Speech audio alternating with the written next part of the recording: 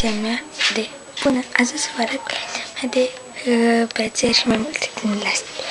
Uitați! Aceasta este o brățară simplă. Uitați!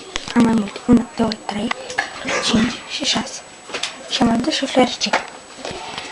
Acum mai am astea. Rușie. Și uitați! Mai am o floare, un pește, o floare, o mustață mai pătrățoasă, o ancoră și un roșu.